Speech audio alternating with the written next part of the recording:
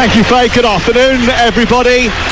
As new signings go, there have been quite some stunning headline-making arrivals in this last few weeks. Lukaku to Chelsea, Ronaldo to United, and Piers Morgan returning to TalkSport's parent company News Corp. All coming with fanfare, but when Rafa Benitez walked into Goodison Park a few weeks ago to become the club's new manager, the welcome he received was not lukewarm, it was not even tepid, it was frostier than an Arctic winter. Season tickets destroyed, threats of "we know where you live, Rafa, don't do it." But after an unbeaten start and 3 wins in 4 games, and a bit of classic Rafa reaching out, relations might be starting to thaw. With Chelsea and Manchester United playing tomorrow, an Everton win here tonight will mean there is a Merseyside stranglehold on the top 2 positions in the Premier League for 24 hours at least. Aston Villa and Dean Smith can give anyone a game, and they need to give Everton one. 1 win from a light start, and now in the thick of a tough run of fixtures that sees them go to Chelsea in the Cup, then go to Manchester United, then go to Tottenham and Arsenal in the next month. They might have a better chance today with the news that Everton are missing 4 big hitters: Pickford, Calvert-Lewin, Coleman and Richarlison, who's out with an injury sustained in a challenge on Monday night. But Trevor Sinclair, they'll have to try and take full advantage of that, because that's a little bit of a step up for them. It is, and I do feel Villa are showing their strength by not starting with Buendia. I know he's been away on international duty and he's not been able to stay in the country over the last 10 days, but he is a top player, and I think it just shows how well a young player Jacob Ramsey's done since he's come into the side. I think I look at the shape of the team, I look at the chemistry there, I look at the threat going forward, I look at the physicality, and Aston Villa are going to have a good season, there's no doubt about it. You have to just look at the bench, you know, they've got experience on there, they've got quality players that can come up and affect the game, and I'm sure Dean Smith is very happy with the way that they've spent the Jack Grealish money and strengthened the squad as a whole.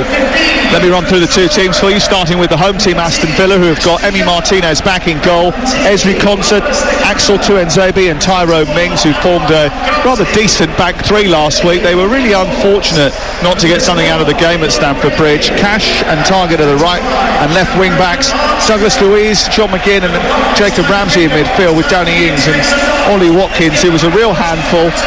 He had a number of shots, 6 shots on the Chelsea goal last week. Everton have got Begovic in goal, a rare Premier League appearance for him.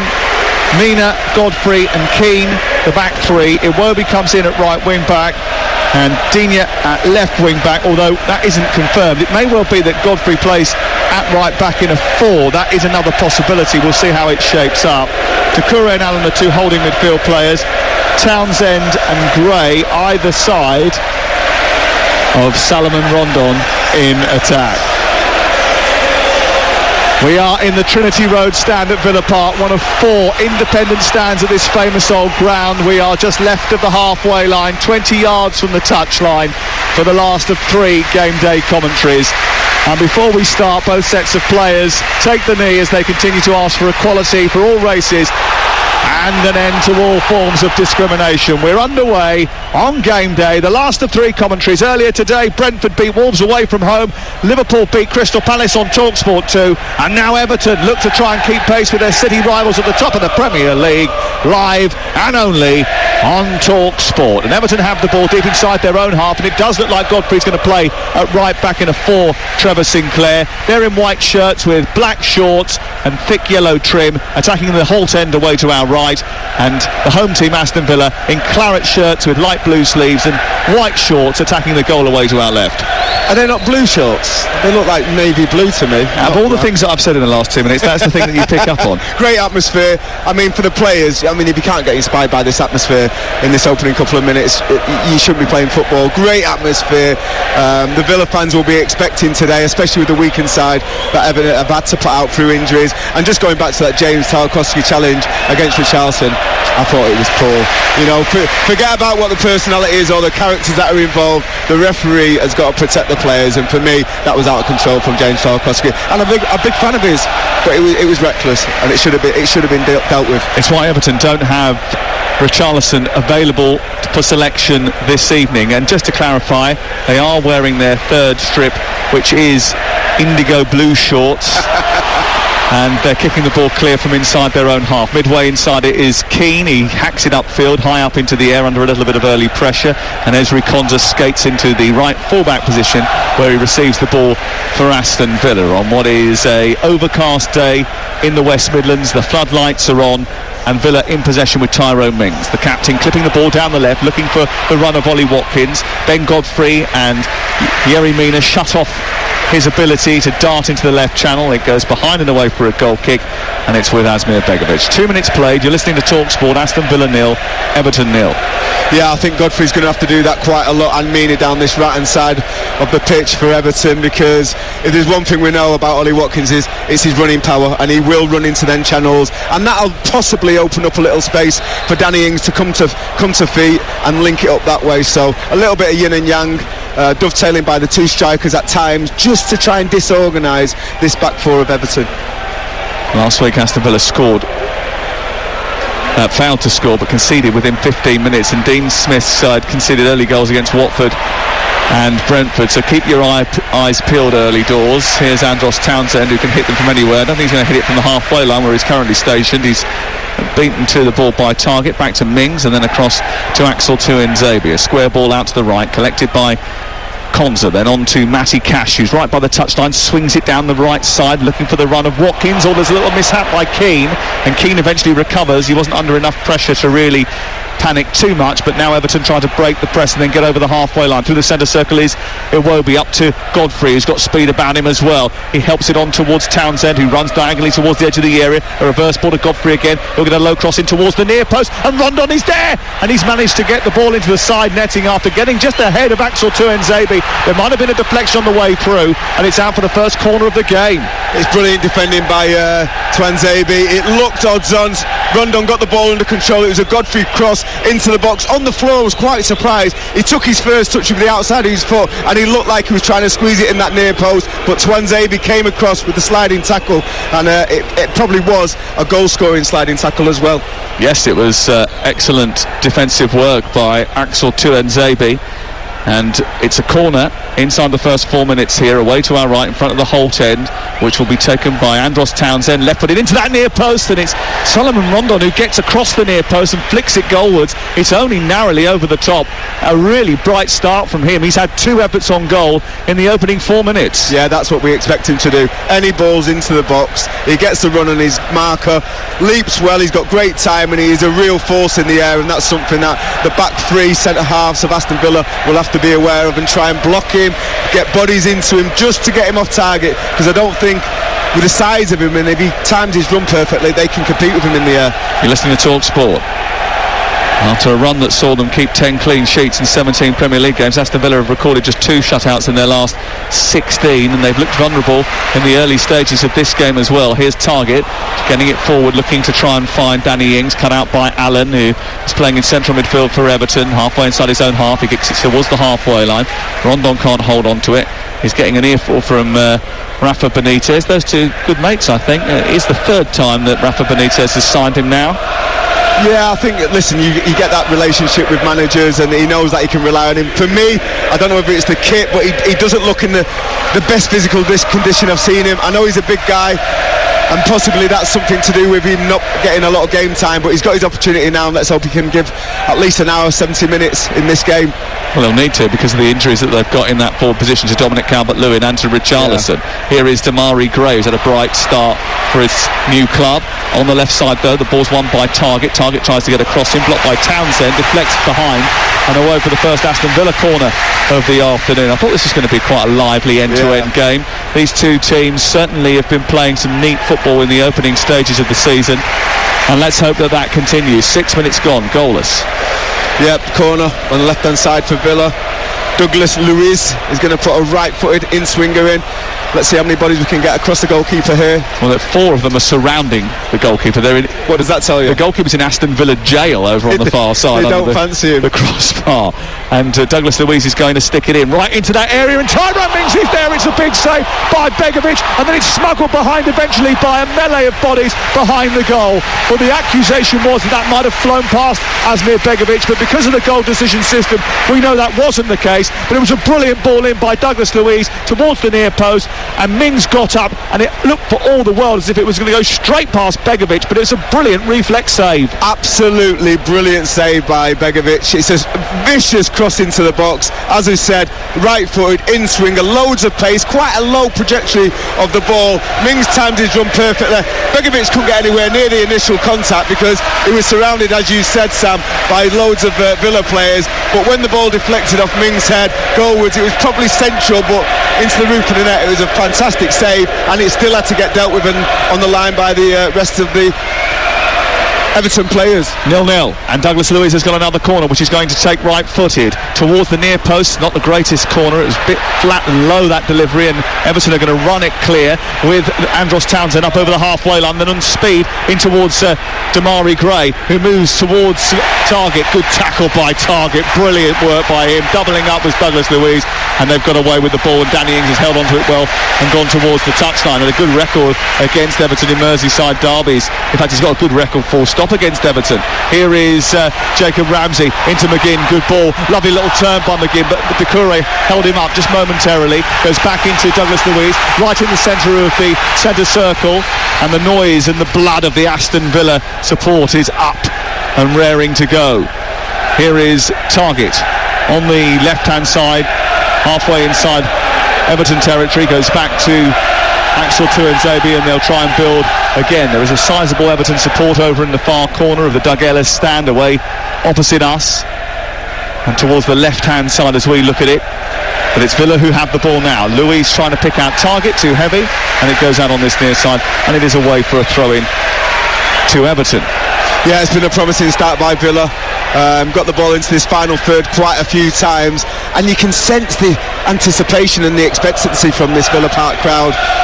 I think for me, if I was the Everton manager, I'd just say stay calm, just get yourself in position to deal with stuff, and then when you win the ball back, can you be brave, can you keep the ball, just to take a little bit of pressure off us.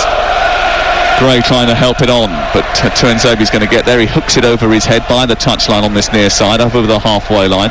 Doucouré forward, nowhere for anybody to run for Everton, no holding up from Rondon on this occasion. It goes out of play, and eventually it's cleared towards this near side. Rafa Benitez has got skin thicker than a rhino. He would have walked into this job believing he'd be able to turn the fans onto his side. The results have helped that, no doubt about it, and so did the second half performance on Monday night, which was absolutely thrilling at Goodison Park. I mean, what a worldie that was.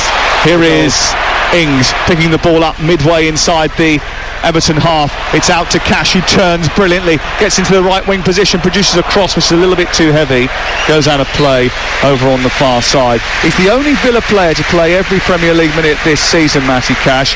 He gets a lot of the ball, he swings in a lot of crosses, a lot of their attacking thrust comes down his side, and from what I understand, Poland are going to call him up in the next international break. Doesn't surprise me. Well, it surprised me because I didn't know he was Polish, but it doesn't surprise me. His mum's half Polish. Yeah, it doesn't surprise me with his performances though, because I watched him a lot last season. I was really impressed. You know, he affects the game in the final third. He defends, he sticks to task. You don't often see wingers getting the better of him and having a real field day.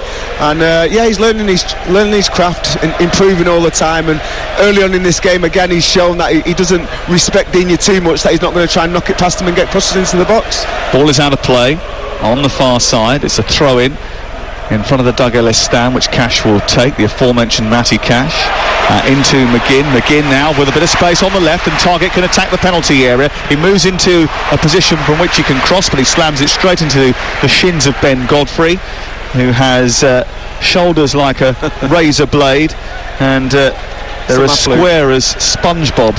He really is very well built, and he's so broad, isn't he? Yeah, thoroughbred. I think for me, you look at that little move there coming down the left hand side, and Target's first touch wasn't good enough. He's got to get the ball a little bit closer to him, so there's no chance that Godfrey can get out and block that cross. And if it was better, he would have definitely put the ball into the box where they had a lot of Villa players going in.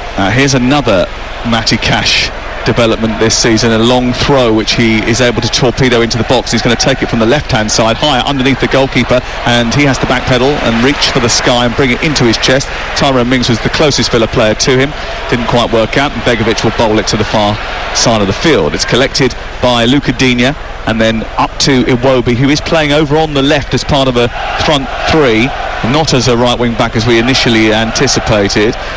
He's as a part of the four-man midfield, really. He's sort of buzzing around with Iwobi on the left-hand side, Townsend on the right, and Damari Gray almost playing as a number 10. Yeah, I think there's a little bit of rotation. Wherever you find yourself, just fill that space, and if somebody else is in there, go and find the other space. A little bit of rotation, which is clever from Rafa, because you don't want to just put a player in a position where they're not that comfortable and they've not played it a lot of times. So let the two of them share the position which they've played more often, which is wide, and when they're not there, come inside and be a number 10 and work off Rondon. Konza out wide to Aston Villa, who have had to deal with a bit of Everton early pressure. 2 efforts for Salomon Rondon, but then created the best chance of the game so far from a corner from the right hand side, which was dipped right under the crossbar, punched away by Begovic. 12 minutes gone, 0-0 on TalkSport, and Target, who's now on the other side because of the switch when the throw was coming in from this side, couldn't quite reach that long crossfield ball. They're not in a rush, are they, to get back to the original positions? No. That's what I thought. As soon as the ball goes dead like it is now, you would imagine that Cash would go back over to the right and Target would come over to the left, but they've stayed in them opposite positions. Yeah, until the time is right, until they've decided to move over, they'll keep going. 0-0 the score on TalkSport. The first half on Monday was a bit stodgy from Everton in their game with Burnley. They couldn't get hold of the ball in midfield. The defence was being pushed and pulled all over the place. Chris Wood had a good chance actually to put Burnley 2-0 up at one point before Everton got the equaliser. But this is an Everton team that do score a lot of goals. They create a lot of chances rather than just being a solid defensive-based team, which you would maybe expect from Rafa. They've got on the front foot more often than not. Yeah, but when you've got players like Townsend, you've got players like Damari Gray, they've got that work ethic to work hard, but they've also got that clinical side on the other side going forward in the final third to be able to create.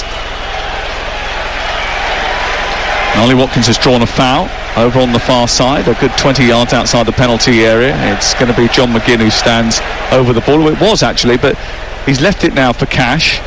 And it was interesting because last week a couple of the set piece deliveries, and they have been quite dangerous from set pieces, Aston Villa, just were off radar a little bit, weren't quite on the money, and Cash is going to take this one a good 20 yards outside the penalty area on the right hand side. There's a 2-man wall. He'll swing this in just behind the defence, looking to land inside the area on the edge of it, and then for Villa players to attack it. Instead he goes short to Matt Target. He drips it to the other side. Konza's coming around the back, heads it back across the face of goal. It's nodded down, and there's Ings! Steers it over the top, prods it over the top. It was a well-worked set-piece move. You know they hired a set-piece coach in the summer, and already you're seeing it pay dividends because it's intelligent, it's well thought out, and it caused a real problem for the Everton defence. Great one from the training ground. It looks like Cash is going to put it in with his right foot from probably inside right position. He plays it square across the target, uses left foot, little diagonal. Konza's gone on that switch because he knows what's happening, helped it back into the box. Mins has kept it alive. McGinn outside of the right boot, just got under it a little bit, but that would have been a superb set-piece goal, and I'm sure the set-piece coach would have been buzzing with that. Ball is on the halfway line. Douglas Luiz guiding it back. It's all the way to Konza and then back to his goalkeeper Emi Martinez, who apart from the early flurry of chances for Everton hasn't really done much in the last 10 minutes or so, but Godfrey might make him do something now. He's fed Damari Gray down the right side to Decore, edge of the area, decided not to shoot, went wide instead. Digne's got it now with a chance to cross, left-footed, instead helps it on towards Iwobi, gets it back again. Digne with a cross from the byline deep towards the far post. Mings didn't know what was around him, so he took no chances and headed it straight behind, and it goes out for a corner. Yeah, I was just watching the movement of Salomon Rondon there. He went near post, then he'd come to the far post, and just as that ball finally came in, he went near post and the ball went far. So as soon as the ball's missing him, you would say that Villa have got the advantage aerially, but if it gets in and around him, that's where Villa will find themselves. They'll have a problem. Goalless on TalkSport, where you've already heard Brentford beat Wolves today, and around the grounds with Adrian Durham in a dramatic afternoon. Deep towards the far post, the corner goes. Keane's up there with a header, heads it down. It's close to the right hand upright as Martinez looks at it, but not close enough to cause him any real beef, and it will be cleared away from inside the 6-yard box away to our right-hand side. So Wolves were beaten at home 2-0 by Brentford today. Arsenal winners away from home against Burnley just about, despite the fact that I'm sure Sean Dyche is going to have a hell of a lot to say about the penalty that was denied to his team. Watford won away from home at 3-1 away at Norwich, and Manchester City failed to score at the Etihad today. One shot on target today, Trevor. Well, we were talking off air, and that's the times when you need your natural out-and-out striker, because they score the scruffy goals, and that can be the difference between 1 point and picking up all 3. Liverpool beat Crystal Palace 3-0 today as well. You'll be able to have your say with Faye Carruthers and Gabby after this game. Here's Target down the left into Ings inside the area, takes it down, pulls it back, flashes through the 18-yard box and misses Jacob Ramsey and goes behind Watkins and is scooted upfield by Iwobi, but it's given away by Everton, then won back very quickly, and now it's sent down the left by Digne into Damari Gray, and he's speeding into the area and he's taking on Mings. He lays it across the box, and Rondon is stretching and reaching but not quite getting there, and it flashes through that 6-yard box and goes out and away for a goal kick. But what a rapid counter-attack that was from Everton down the left-hand side, with Damari Gray speeding into the box, going on the outside of Mings, a low cross, and it must have been about half a yard away from Rondon finishing it off. So close, Sam. Absolutely brilliant wing play by Damari Gray. I was waiting for someone to release themselves and go and press him. Nobody did it. He drove. None of the midfielders could get anywhere near him. Eventually Mings thinks, I'm going to have to go and close him down because he's going to be shooting. He actually knocks it past Mings, so great energy from him. Gets the ball on the outside of him, left foot cross into the box, just went across the 6-yard box. Rondon just couldn't get there. Are you going to say physical condition again? He's got to get there. I mean, that is like literally a tap-in. If that was my centre forward, I'd be kicking off. He's literally putting it on a plate for him. Which is ironic, bearing in mind what you're accusing him of. 18 minutes gone. You're listening to Talk Sport. It's Aston Villa 0, Everton 0. Here's Douglas Luiz inside the centre circle. Out towards this left, and it's picked up by Mings. Dean Smith, the manager of Aston Villa, is just kicking over his water bottle and just trying to get some instructions on to his team. It's been a really good game so far. Ramsey, lovely little over, allows the ball to run to Ings on the edge of the Everton penalty area. On the left is Target, back into the centre, cleared away by the retreating Allen, and manages to spoon it out as far as Andros Townsend, who very quickly has got it upfield. Here's Godfrey, speeds up so fast on his right hand side to get involved with the play. But what brilliant centre forward play from Danny Ings, getting back to help out his team and stop Ben Godfrey trying to feed Andros Townsend. Absolutely superb. And I was actually looking at a lot of centre forwards in the Premier League earlier in the week when Ronaldo was supposed to be pressing for Manchester United in the game against Young Boys when they went down to 10 men, and Ronaldo's in the bottom 1% out of possession. Well, this man is in the top 1%. We just had a little message from a certain Ian Wright. We've got a little drinks break here because there's a bit of an injury to John McGinn, I think, who's got a contact lens problem away to our left-hand side.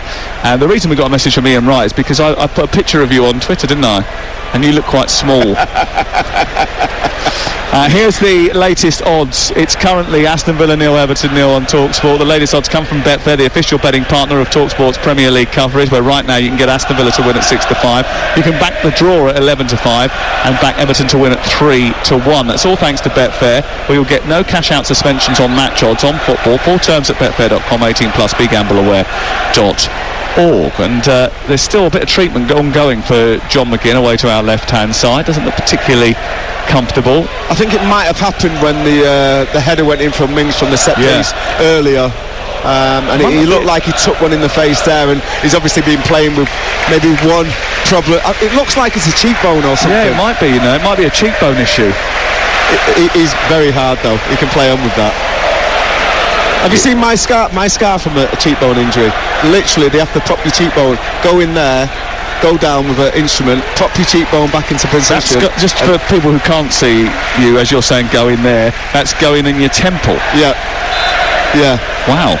Yeah, it's not a nice injury. It's not nice, that, is it? Well, let's hope that he's okay. Seems to be. He's come out to the near touchline. He's been allowed back on. Our referee today, I don't know if I've given him a mention so far, is Craig Pawson. That's probably a good thing. The VAR is Paul Tierney. McGinn's just taken 2 painkillers with his water as the Scottish international goes on to the pitch. Ball is sent down the left. It's played in by Digne, blocked, and goes out for a throw-in down by the corner flag. Aston Villa 0, Everton 0 on Talk Sport. Remember, we've got loads of football for you in midweek next week as the EFL Cup returns. I'll be at Manchester United versus West Ham on Wednesday night. Before that, we've got a lot more live football for you. Norwich against Liverpool in the third round with Jim Proudfoot and Dean Ashton. 7:45 on Tuesday night. Fulham Leeds same night over on Talksport 2. Manchester United West Ham I mentioned, and Chelsea Aston Villa again. And Jim and Matt Holland will be at Stamford Bridge for that one. That'll be on Talksport 2. Ball out of play over on the far side. Thrown in down the line, up towards Ollie Watkins, but it doesn't reach anywhere near him. Headed away by Luca Dean in the left fullback position for Everton. Wearing white today. Cleared away, but picked up by Targett, who will just thrash this into an area and hope that Watkins will chase, but Yerry Mina is across to get rid of it. Watkins left something on him. He's hobbled away from it, but it's managed to clear. And it's back with Villa again inside their own half. Just good running from Ollie Watkins there. You know, you could tell that Matt Targett didn't have anything on. He was being pressured. He had to play it first time up the line. So as a striker, especially in a 2, you have to get across and put pressure on the centre half, hoping that you can force him into a mistake. That's exactly what they've done. They've got to throw on the halfway now, and that's down to Ollie Watkins running. Good football team, Aston Villa. You can see the work that they've done on the training ground just by watching them regularly. I saw them last week. They more than held their own against Chelsea. The 3-0 scoreline certainly flattering, I think, to the Thomas Tuchel's team. Dean Smith's had 18 shots and didn't score. Yeah, and for me, you look at the front 2, they've definitely got goals in them, and if there's been goal scoring opportunities created, they will score goals. I look at the 3 behind them and think where the goals come in there. Ramsey's a young player. I'm not sure he's going to score the most amount of goals. You look at McGinney, he's got a goal threat to him, and Luiz as well. You know, so maybe that's where a Traoré could come into it, or a Buendia, and bring a little bit more creativity and a few more goal scoring opportunities. Well, they have the ball again down in the left full-back position. The ball hasn't really moved from about a sort of 10 or 15 yard area in front of the dugouts for the last 2 minutes. It's just been hemmed in that very tight, congested period in the midfield. And it's going to eventually be Tyrone Mings that tries to release that little blockage by sending it upfield. Flick on by Targett. Watkins holding off Mina. Wants a free kick. Craig Pawson plays on. It's back in that area again, and Douglas Luiz puts it out for another throw-in in front of the dugouts. Yeah, I mean, listen, it's good play out of possession. You would have to say that Rafa's obviously... I see a lot of teams where out of possession from throw-ins, either whether they've got the ball or whether they've not got the ball, they're not coached, and a lot of the time they can give the ball away, but obviously Rafa's done the work, and out of possession they've dealt with this down there left hand side quite well. Well, Carlo Ancelotti was initially a very popular manager, but he didn't hang around for too long. But his style is sort of like to be a manager that assembles very good players and let them go and play, a bit hands-off. Harry Redknapp. But Rafa is not like that at all. You know, he was on the training pitch every day in pre-season, drilling, coaching, teaching. Here is McGinn for Aston Villa, midway inside opposition territory. Targett's played it against Townsend. It's spooned off the boot of Townsend and hit Targett in the face. And it's gone out for a throw-in on this near side. Yeah, I think if there's one thing that Targett's not got, it's that little turn of pace where he can get past the winger, who are usually quicker than him. So he's tried to either play a little one in field or a little nutmegs, and it's deflected off Townsend, and I think it landed in his face and went out for a throw-in. Right on his schnoz. Happy birthday. He's 26 today. Matt Targett. Not the kind of present that you want. Here come Aston Villa again, won this time by Matty Cash inside Everton territory, and he's burned down the right hand side. Digne's trying to get back at him, trying to pull him to the ground. Cash has got the cross in, and Cash has been penalised for a foul, and really it looked like Digne had fouled him. Yeah, no, I'll go with the ref there. I thought Digne did very well. He stalled him, he got goal side, and then Cash tried to chop it inside. He read it, and Digne just got around him, and afterwards the 1-6 to the other. I think whoever came out with that, the foul would have been given against them, and Cash came out of it and the foul was given to Digne. And we'll have a full roundup of everything that happened at half-time throughout the course of the day, all the Premier League reaction. And we'll hopefully hear from Pep Guardiola, who apparently has said that the reason, or one of the reasons why they drew 0-0 with Southampton today, was because Southampton had 7 days to prepare for the game and we had 10 minutes yesterday. Yeah, I mean, that can be one reason, but for me, you know, it just... They didn't have only 10 minutes, did they? I mean, come on. No, I know they didn't, but what I'm saying is it highlights the fact that they didn't bring a striker in the summer. It's as simple as that for me. Ball is sent back by Tyrone Mings all the way to his goalkeeper, Emi Martinez, who allows it to run across his body and then clips the ball towards the halfway line.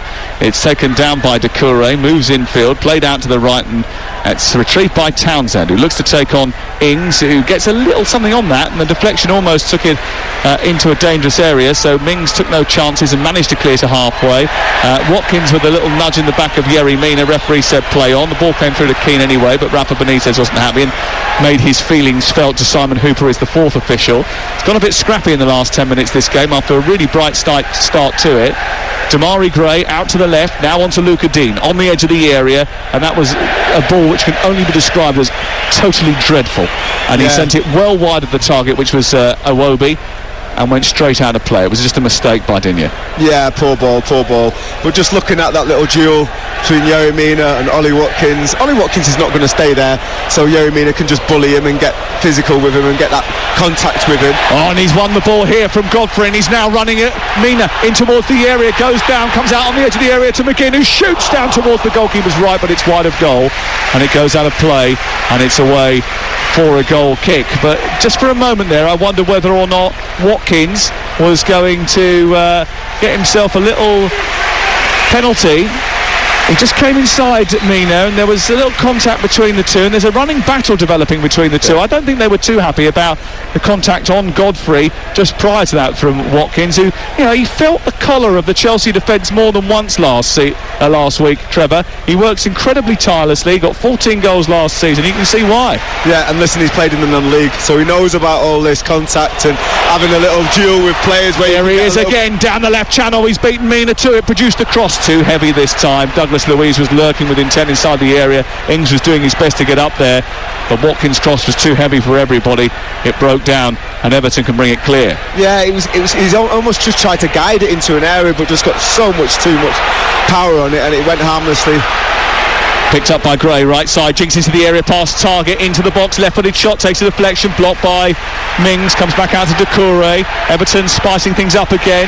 Mings with a good challenge, brings it away from Gray, gets over the halfway line, looks for a wonderful pass out to Ings, asks for Ings to stretch to reach. He can't do so, it's over his shoulder.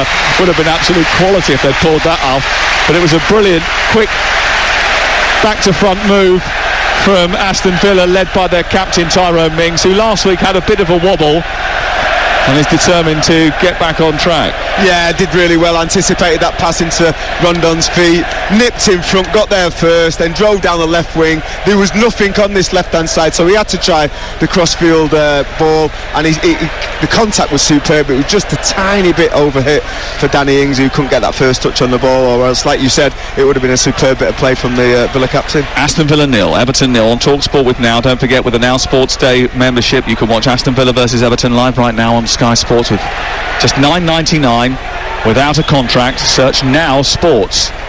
I'm surprised how open Everton have been. It's been a bit of an end-to-end game where I thought Rafa would have said, you know what, let's keep it tight, let's keep it a little bit cagey. It's almost like he thought, you know what, we're missing loads of bodies, let's just go for it. That's not how they've been playing. They've been playing on the front foot. Here is Allen into Doucouré. I think that caused a bit of a surprise amongst the Everton support earlier in the season. Here's Townsend into the centre with a left-footed cross, which is headed away by Mings. It's away by Cash, but comes out as far as Allen. Quickly, he shifts the ball on towards the left. It's collected by Iwobi, who dances over the ball. A low cross is steered away by McGinn, but Iwobi's got it back again, the left side of the area. It's back to Digne, whose looping cross is aimed towards Godfrey. Back into the box by Doucouré, but that header by Godfrey, which he went to try and get on the end of that Iwobi cross from, has also taken out Tyrone Mings, and as a result of that, it's going to be a free kick to Aston Villa inside their own half. You're listening to TalkSport, live and exclusive commentary from Aston Villa against Everton. And remember, in midweek, all the cup action is available for you on TalkSport and TalkSport 2. And if you haven't got TalkSport 2 yet, download the app, switch between the two stations, or ask your smart speaker to play TalkSport 2. Yeah, just looking at Matty Target, it looks like he's got a bit of a problem. Last time I watched him, he got injured as well, and you look at his physical condition, and I'm not saying he's out of shape, but he's a muscular guy, and I think when the game's to-ing and fro-ing and quite expensive like it is, he finds it difficult, and it looks like this could be a muscular injury. It looks like it maybe his left groin or his left thigh. just watching the medical staff as they enter the field and start treating him. And Ashley Young is warming up as a result of that. Very experienced winger, attacking midfielder, number 10, wherever you want him to play. He's younger than Andy Lonergan, though, isn't he? He will do you a turn. 36 years of age now. How old did you say he was? 182? I said he was 183. It wasn't exactly accurate. No. Unlike me, I know, but he's been around the block a bit, and he did play for Liverpool recently. He's 37 years and 334 days. Would that be a little bit more accurate for you? Yeah, that's good. And fair play to him, still keeping himself in shape, training every day. He'll be part of the keepers union here, so he'll be an integral part of the staff, so to speak, rather than the playing staff. Just helping Emi Martinez make sure he's in tip-top condition and making sure the atmosphere and that camaraderie is great with the goalkeepers. He'll be probably more likely to be helping Asmir Begovic than he's in the Everton team, not the Aston Villa one, but okay. That's a good point. Although with the goalkeepers union, they all look after each other, don't they? Yeah. If you heard Matt Murray on the commentary earlier on, you'd know that. Very good. Excellent as always. Here's Mina on this edge of the 18-yard box that Everton are defending away to our left-hand side. Up to Godfrey, down the right, looking for Damari Gray, who's in behind Mings. Mings tries to go towards him, but lovely skill from Damari Gray, who looks balletic sometimes when he's on the ball. He's thrown to the floor by Mings. They want a foul. He's not getting one. It's crossed in by Alan. It's cleared away by the Aston Villa defence. Back out as far as Doucouré, and then Iwobi into the area looking for Rondon inside the box, but again headed away by Mings, who's had a good first 25 minutes, and it's eventually cleared away, 32 minutes, and it's cleared away by Aston Villa, and Rondon is penalised again for another foul. Yeah, great to see Damari Gray. He's up against Tyrone Mings. Obviously he knows he's massive compared to him in height, but when it comes to turning and twisting and turning and making it difficult with his low centre of gravity, he did that superbly well there. Nutmeg Matty Tiger as well. Nice little bit of play, and then just laid the ball back to Allen, and Tyrone Mings, I think, got a little bit frustrated that he was showboating and left a little bit on him, and I thought the referee, Craig Pawson, could have given a foul there because nothing came from the cross. Ball cleared by Mings, just left of the defensive three, comes back to McGinn, edge of the area, he shoots after knocked down by Watkins, picked up again, this time by Cash, and he's jinked it on that left foot and struck the ball firmly, and it's only narrowly wide from Matty Cash. Brilliant, well worked goal once again. Long ball up from Mings into Watkins, who got involved in those two central defenders, Keane and Mina. It bounced off them to McGinn, who struck. It came straight back out the Cash edge of the area. Took a great touch to take it inside Keane, and then struck it low and hard towards the near post. Yeah, brilliant individual battle between Yoey Mina and your man Ollie Watkins, and Ollie Watkins is getting the better of him. I think he's just his sheer pace and power. He can't deal with balls in the air, but when it's on the floor and when it's in behind, he's causing a real problem for this Everton backline, and in particular Yoey Mina enjoying his football out there. A ripple of applause for the returning Emi Buendia, who is back from his exile. Ball picked up on this left-hand side. Now it's with Target. Infield to Jacob Ramsey. His brother's also at the club. Into Watkins, onto Ramsey again. Ramsey into McGinn, trying to turn away from Iwobi and trying to get away from Alan. Alan's having absolutely none of it and takes the ball clear, and then eventually it pops back into the path of Doucouré, and Doucouré wants Digne to get rid of it quickly. He was under pressure though from Cash, who doesn't mind pressing really high up on that right hand side. Really good trigger, he could see the ball was going to Digne, and he got straight on his bike, pressured the ball even before he got the ball under control, and straight away he's under so much pressure he puts the ball out of play. Maybe a little deflection, so he's won the throw-in, but excellent press from Matty Cash there. Ball is on the halfway line. It's 0-0 after 35 minutes on Talk Sport. The two big managers have been speaking after their respective games today. I'll bring you a couple of headlines in just a second, but here's Ramsey onto McGinn, out to the left-hand side.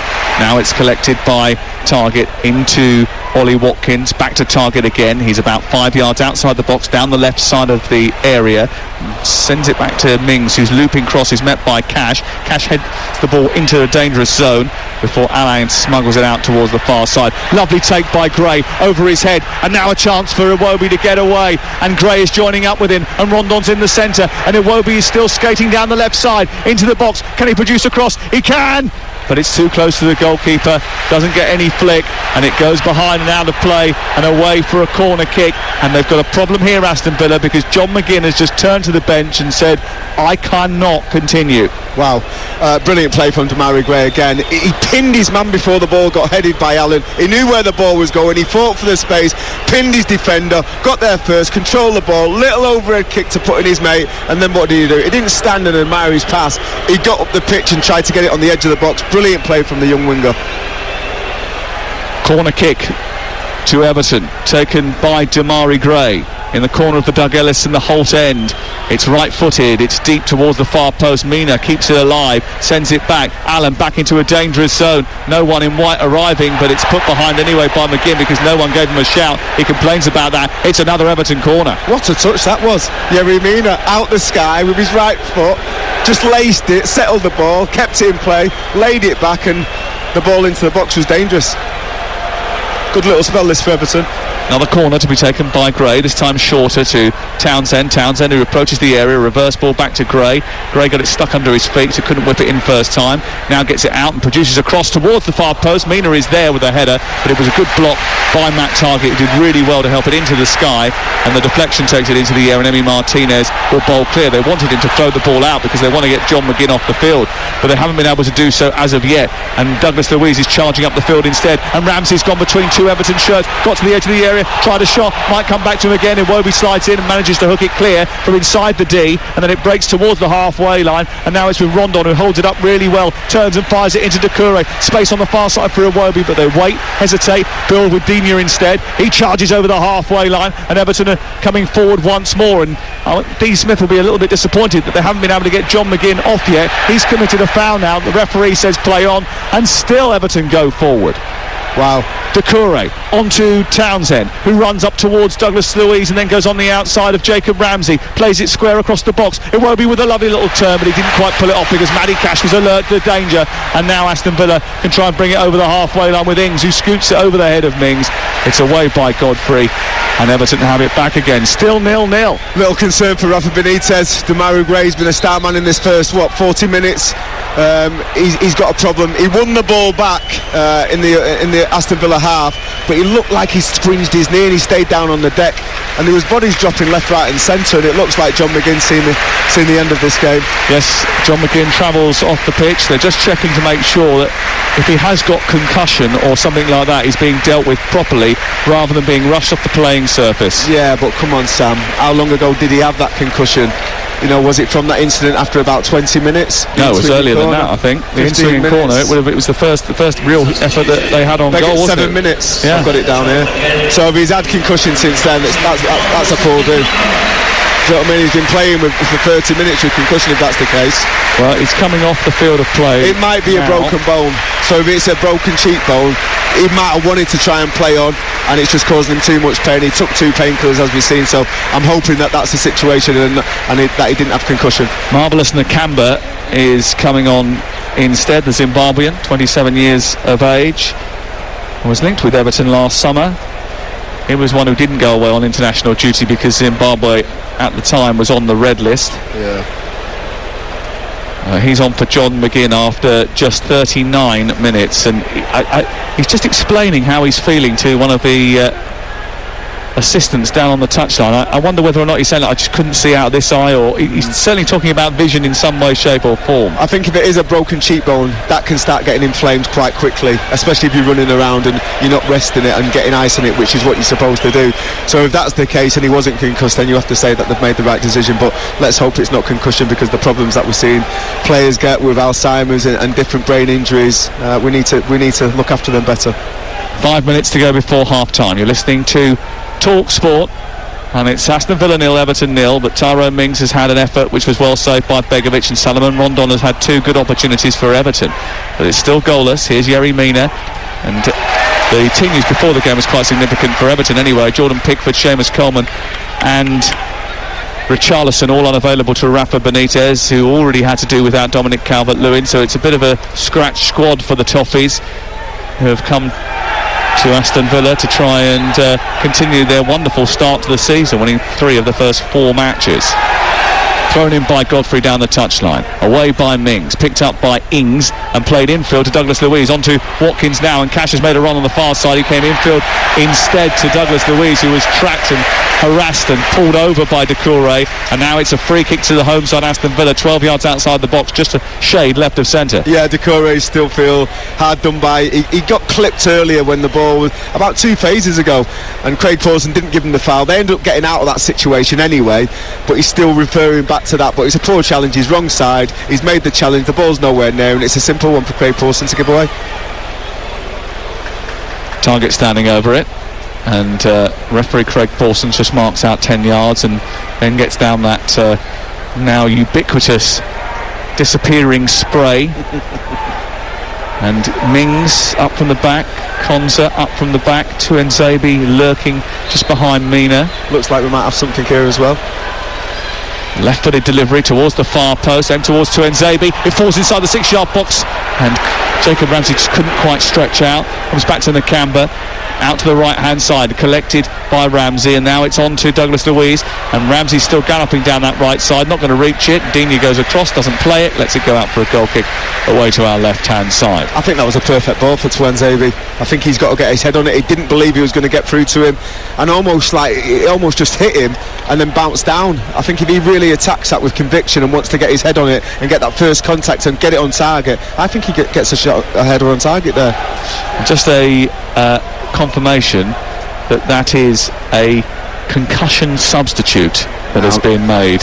So that means that there is still 3 substitutes available to Aston Villa. It's part of the trial that is going on with concussion protocols in the Premier League this season. If there is a concussion injury, then they will be able to be replaced basically free of charge. So you get a free sub if you've got a concussion injury to stop the sort of idea that you try and keep the player on. Try and keep a player on. He's one of your better players, and you've already used the substitute. I'm not bothered about that. That's great. Bring that in. What I'm bothered about is he did it in the potentially what it looked to us. Did it in the 7th minute, got taken off in the 37th. It's not good enough. This is Talk Sport. Aston Villa 0, Everton 0. John McGinn taken off halfway through the game because of an injury. Here is Alain, though, winning the ball after good work from Doucouré from Douglas Luiz, and now Everton come forward. Damari Gray takes it in on his right foot into a central area. It's hit by Andros Townsend from distance, and there would have been a bit of panic amongst the Aston Villa support, but luckily for Emi Martinez, who was pretty close to him, and he just shuffled to his left and caught the ball at midriff height. That's perfect for the inverted wingers, isn't it? One's looking to shoot with his left foot, passes it on to the other one, he's looking to shoot with his right foot. Perfect play. Lacked a little bit of power, not like what we've seen in the second half of the last game against Burnley, but he's finding his target, he's getting the shots in on target, and he's keeping Martinez on his toes. Aston Villa 0, Everton 0 on TalkSport with WeBuyAnyCar.com. Get a quote in 60 seconds at WeBuyAnyCar.com. I just wonder whether or not the reason that Aston Villa switched to a back 3 was because they'd been conceding so many goals and struggling to keep clean sheets. They haven't given up too many chances today, but there's still been 1 or 2. Not only that as well, Sam, you've got 2 strikers there, Ollie Watkins and you've got Danny Ings. How can you get them in the team? If you play with 3 at the back, you can get them in the team. Here is Ings, one of those strikers, trying to go round Yerry Mina. He went on the outside and then looked to go by the byline, but just ran out of play with the ball after Yerry Mina, who's huge in comparison to little Danny Ings, just sort of edged him out of play. And it's out and away for a goal kick away to our left-hand side. 55% possession for the home team, 45 for Everton, 7 goal attempts to 4. Only 1 shot on goal in the game. That was a Tyrone Mings header in the first 7 minutes of the match. We're just approaching half-time on Talk Sport. And for your fully fledged Premier League fix, look no further than Talk Sport's Game Day podcast. Join me, Alex Crook. We've got reviews, interviews, analysis, and a sprinkle of silliness by listening to the Talk Sport app or wherever you get your podcast. And Trevor Sinclair is regularly a guest. I'm laughing at the sprinkle of silliness. And that's only when you're on it. The rest of the time we're ultra professional. Maybe. Here is Andros Townsend down the right for Everton. We've got 2 added minutes at the end of the first half, and Andros Townsend trying to maybe do something about that scoreline, which reads 0-0 on the big jumbotrons in each corner of this wonderful old stadium, this iconic old stadium on the edge of Birmingham. Allen forward towards Andros Townsend, who tried to take it down after a good run across from right to left. brilliant out-to-in run from Andros Townsend, and if he'd been able to bring that down, he would have been able to round Emi Martinez and put the ball into an empty net. It was brilliant. So was that from Ings, who swirled past Ben Godfrey on the halfway line, charged into opposition territory. It's played on to Watkins, good ball out to Cash, back into the centre, not such a good ball. Behind Danny Ings, in front of Watkins, into no man's land, and it floats out of play on this near side, and the promising move breaks down at the last. Yeah, great turn and run, and great power by Danny Ings to stay away from Ben Godfrey, who you would have imagined that could eat the ground up and get back goal side. He was getting nowhere near him, and I think he knew it. He picked out a good pass, it then went out right to Cash, who was joining in down the right hand side for Villa, and he just picked the wrong option. I'd like to see him just chop it inside and have a shot of his left foot, just have a swinger with it, because you've got so much pace and so much space, and you're in the 18-yard box. Back yourself, lad. Mings to take the throw on the near side. No, he's going to leave it, is he? Hold on, they're having a conversation about it. Target wants it. It is going to be Target who's going to take it now from this near side, right at the end of the first half, which is coming to its conclusion on Talk Sport. It's Target trying to hold off Andros Townsend. He just edged him away with his arm, got into Andros's chin, and then it's on to Ings, who plays it forward, but it's blocked by Alan and then Iwobi. And now Everton will bring this up over the halfway line, and Digne is, well, again, it's another ball which is just a little bit imprecise from Digne. It's 2 or 3 times now that he's done that, and that's the last action of the first half. A first half in which Asmir Begovic, making his Premier League debut for Everton, had to make a save inside the first 7 minutes from Tyrone Mings, the only shot on target in the first 45 minutes between two sides that have had relatively good starts to the season performance-wise, even though Aston Villa's results haven't been too much of that. You know, Everton's chances of finishing in the European places suffered a blow with an uninspiring 0-0 draw at Villa Park in May, but this is certainly not that. Nothing to separate them though. Aston Villa 0, Everton 0. Oh, sorry, Faye, I was just texting Simon Jordan just to alert him to the fact that Trevor had said something which was slightly not necessarily pro Manchester City there. I was just making sure that everything was okay. Very funny. When are you back with Simon? Wednesday. Rowing, 10 till 1 on Wednesday with Jim White. We'll look forward to it. We're looking forward to the second half as well. Villa Park has got a spine-tingling effect. It has that on you when it's at its most raucous. But in the absence of fans last season, Aston Villa won more points on the road than they did here. Not that they were alone in that. It was a very odd season. But as you may have heard a few times, this is the most played fixture in English League history, and we are off and underway in the second half, still awaiting our first goal. These two became very familiar with one another at the end of last season in the spring. They played both their league games with one another within 2 weeks in May because of postponements earlier in the season. Aston Villa are unbeaten in the last 4 meetings, but Rafa Benitez has played them 17 times in various guises and only ever lost once to Aston Villa. So we should be in for an interesting. I think in two of the most dangerous players on the pitch, Andros Townsend and Damari Gray as well, you would say that if they carry on like the first half, there's a good chance that they're going to create one opportunity where Everton are going to score a goal, so they've got a good chance in this game as well. We're into the second half. No changes at half-time. We had the concussion substitute in that first 45 minutes of John McGinn. I'll go through the lineups in just a second, but here's Ramsey inside the area at the Holt end of the ground in a claret shirt with light blue sleeves and white shorts, and Everton, who are attacking the other end from right to left in white shirts with a fuzzy dark navy stripe through the centre of their jersey, from the centre right down the midriff, and indigo shorts with yellow trim, just defending this first corner of the second half. And Mings has come up from the back. They'll be taken from Douglas Luiz's left-hand side, and it will be a right-footed in-swinger into the near post, flicked on by Mings and then aimed towards Nakamba. Can't get on the end of it. It's back in by Nakamba towards the far side. I think Axel Tuanzebe was also darting towards that ball. He's just trotted back into a defensive position. Nakamba is stretching, doesn't reach the ball on the halfway line. Cash takes over, hairpin back by an Alice Band, Jack Grealish style. Has the ball in the right wing position. Well, they had to use the excess bands they had, I suppose. Into Nakamba, onto Ramsey, out to the far side, the left, and now a chance for Douglas Luiz to cross again. He's spotted the goalkeeper off his line, and the ball might just drop behind there rather than go in the net.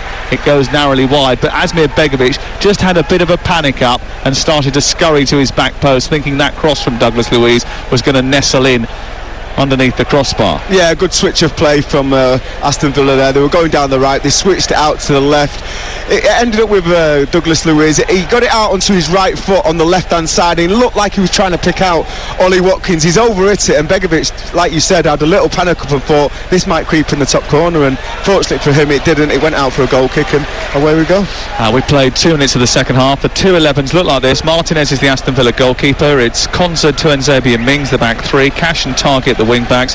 Douglas Luiz, Nakamba and Ramsey in the centre, with Ings and Watkins up top. Everton have got Asmir Begovic in goal. Mina, Godfrey and Keane the back three. Iwobi and Digne is the left back, and Godfrey's playing at right back today. Here's Townsend approaching the edge of the area, doesn't reach it, so it's a back four of Godfrey, Mina, Keane and Dean, and then Doucouré and Allen, Townsend, Gray and Iwobi behind Rondon in attack. Here's Douglas Luiz midfield, inside opposition territory, taking the ball away from Doucouré and Iwobi, out to the left and Targett, back infield to Ramsey. Now Watkins, Ramsey again, down the left side of the box towards the byline, tries to pull it across, blocked by Godfrey, and it's out on the far side and away for a throw-in. Good play by Ramsey. He's got fantastic balance. He looked like he was going to play the ball into the box. He disguised a little short pass into, I think it was Ollie Watkins' feet for a little 1-2, got it out of his feet on the left-hand side, and again looked like he was going to whip it into the box, deflected out for I think it's a throw-in, which is going to be a long throw from Cash, but again, excellent play from the young player. Yeah, he's a player I really liked last week when I saw him at Stamford Bridge. Powerful. He obviously covers the ground, because every time the ball goes in to the Everton box, he's in and around it, so he's a great athlete, and he's got good technical ability as well, so yeah. And he's a name that Sol Niguez will not forget in a while after last week's display. I heard he got a 4 or 5 out of 10. Struggled, didn't he? Yeah, it was just the pace of the game, I think, in the Premier League was just a little bit of a step up for him, and he maybe wasn't ready for it just yet. Especially with the enthusiasm of a young player coming in, Ramsey, and the intensity of the game. Yeah, and Ramsey did very, very well to take a full advantage of any dawdling. Here is Watkins onto Ings on the edge of the area, trying to turn. He looks to try and find Cash.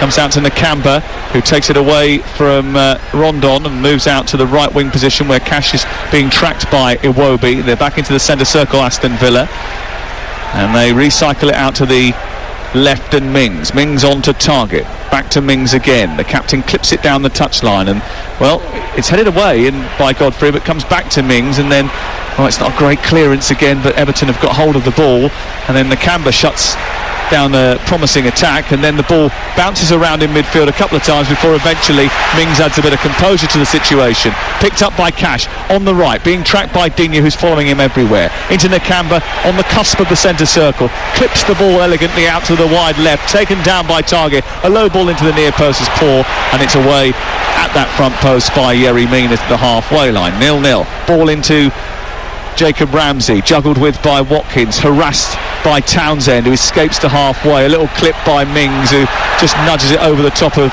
Andros Townsend's head, but the referee has given a free kick, and here's Trevor Sinclair. Yeah, no quarters being given. Every second ball you can see there's competition to get there first, and just try and get your noses in front and keep possession, but both teams out of possession and in transition are doing really well to compete every ball, and yeah, it's just not settled down this second half. I thought it might have done, where Villa had a little bit of possession, but soon enough the Everton players are getting around it, getting second balls, and just making it a little bit of a bitty game. Yeah, Villa started like a 100-metre sprinter last season, but they've only taken 4 points from a possible 12 so far this campaign, and they're now wading in treacherous waters.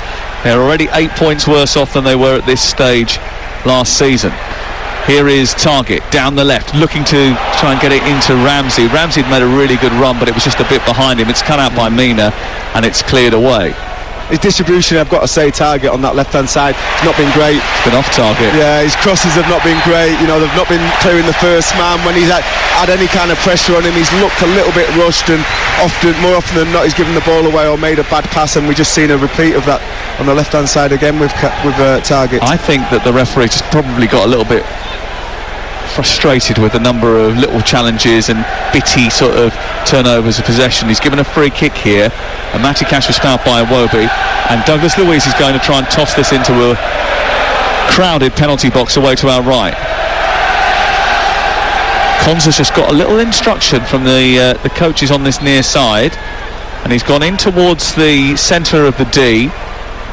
Mings is at the far post. Douglas Luiz with a flat delivery towards Mings. It's good header away by Mina. Comes out as far as target. Back into Jacob Ramsey, who tries to produce a cross. It bounces straight against Godfrey, and then it's whacked clear by Andros Townsend into the sky. Aston Villa 0, Everton 0 on TalkSport with Now. Don't forget, with a Now Sports Day membership, you can watch West Ham Man United and Tottenham Chelsea live tomorrow on Sky Sports for just $9.99 without a contract. Search Now Sports. Target in space left side. Better delivery towards the far post. Watkins heads it down, and it's away by Mina before Ings can get there in front of the 6-yard box. Good defending by Everton. A foul on the way out by Douglas Luiz just takes the pressure off Everton. But that was a much better delivery, Trevor. Yeah, better cross, and that's what we've been crying out for. The switch of play from right to left has been great out to target, and then it's just his first touch has either let him down or that final ball into the box. Just get your first touch right and put it in the second 6-yard box. All the forwards know where to attack. You're keeping the goalkeeper, the opposite goalkeeper, out of it, because he won't want to come into that second 6-yard box area because he won't feel safe, or there's a lot of bodies going in there. And then see if you can get bodies on the edge of the box to try and get the second balls if it's cleared. And they did that a lot better there, and straight away it looked like they was going to produce a goal scoring opportunity.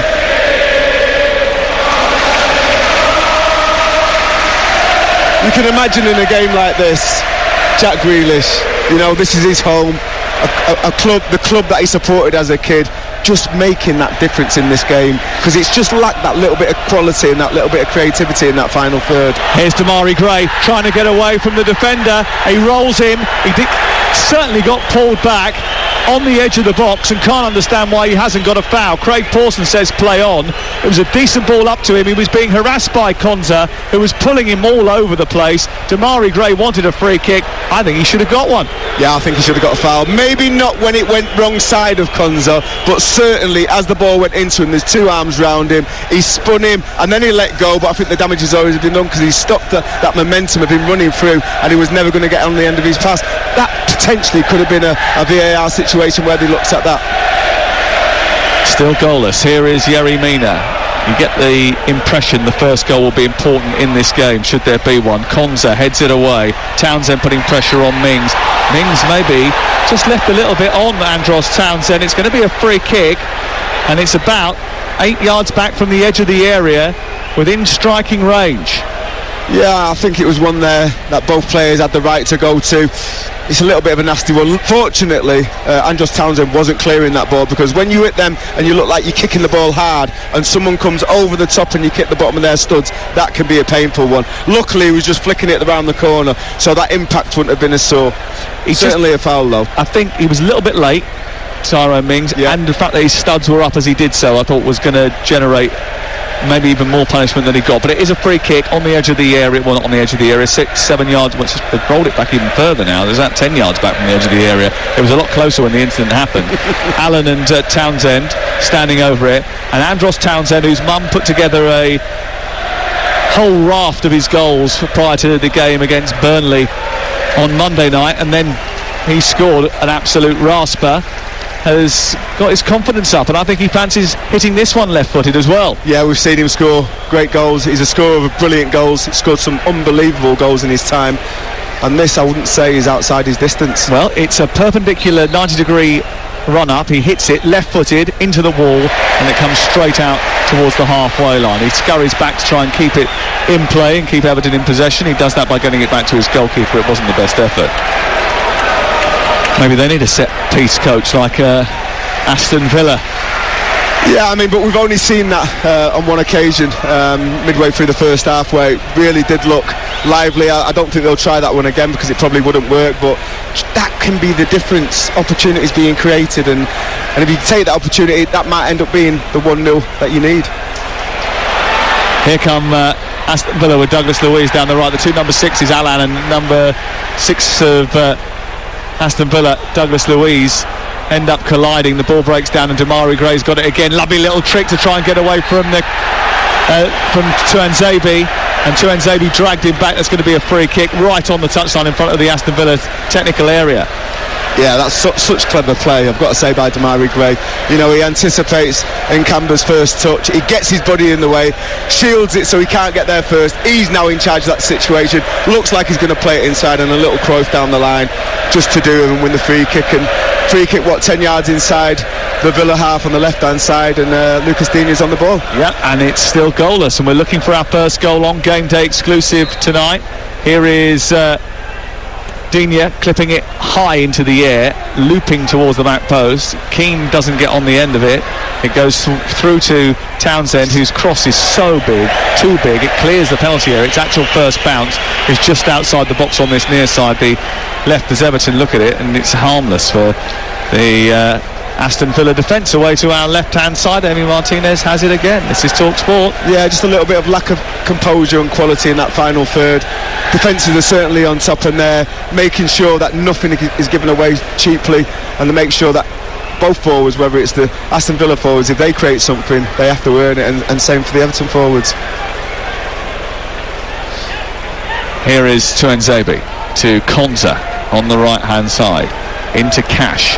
Cash now playing it wide, further on from Nakamba's got it in the centre of the park, and it's dispossessed by Doucouré. It comes back out to Gray. Gray swivels and turns around past Cash. He then moves rather elegantly through the middle of the Aston Villa half and then lays it off to Godfrey. Godfrey looks up, thinks about the cross, sends it on to Townsend instead. He tries to cut in field and play it to Doucouré. Back out to Townsend once more, then to Godfrey. Townsend continues his run. He gets down towards the byline. He's at the corner flag when he hoists across into the box too close to Emi Martinez, and it's cleared away. This is Talk Sport. Oh, that's poor from Douglas Luiz. He's given the ball away as he tried to clear. It's picked up by Iwobi. Now onto Demarai Gray, edge of the area, wants it back again. Iwobi inside the box, and he just tries to push the ball beyond Emi Martinez, who dives to his left and makes a rather routine save. But that came about after Aston Villa rather sloppily attempted to clear from an Everton attack in the first place. Douglas Luiz dawdling, and Iwobi and co almost profiting. Yeah, I mean, listen, Douglas Luiz received the ball from the goalkeeper. He tried to drive forward and beat Allen, one-on-one situation. Allen read his little trick, nicked the ball off and give it to Iwobi. Iwobi give the ball to Demarai Gray, who then tried to slide him in on the turn. Cheeky little ball in. Iwobi got there first, just couldn't get the power on the shot, which was a shame. This is Talk Sport. Here is Douglas Luiz sending it back towards the halfway line. It's collected by Mings, who slides it into the box. It's towards no one in particular and guided back rather easily by Michael Keane. Michael Keane sends it long all the way through the middle of the pitch. It goes straight back to Emi Martinez, and then they start to build again, Aston Villa. You can sense the unrest with the home fans. Konza looking for Watkins, running in behind. A long ball from the right side of the defence.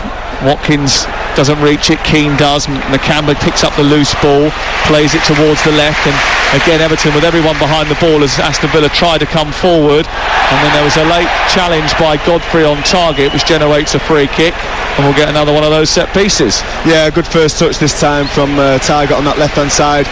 You could see that the opposing player tried to read it and get there before him, and in the end it was a good first touch and he won the foul. Well, this is an attacking substitution, isn't it? And this is what fans love, when managers are bold and they go for it. Matt Target coming off to be replaced by Leon Bailey. Came off the bench against Chelsea after a hamstring injury, stopped him from making an immediate impact after signing from Leverkusen for £30 million. He's now on at home to try and cause some problems, and he's got a warm welcome. Be a great, perfect scenario for him to come onto the game and affect it in the final third, either with an assist or a little bit of magic to get himself a goal. Well, he's gone over to the free kick taker and immediately wants to take charge of the set piece. Gotta love his confidence. All right, son. All yours then, says Douglas Luiz. And it is Bailey's first delivery into the box. The same towards Mings, just goes over his head. It was a good delivery as well. Comes back out to the right side. Ramsey keeps it alive. Cash, Ramsey again, right wing position. 3 waiting in the centre for the delivery. The ball is low in towards Tyrone Mings, but it's behind him, and he flicks it behind for a goal kick. After not really contacting the ball, he actually probably could have done better by letting that run. Yeah, it's going into a dangerous area of the pitch. If you're not going to get any kind of decent contact on it where it's going to deflect towards goal, just let it go into that danger zone. You don't know who's going to get out.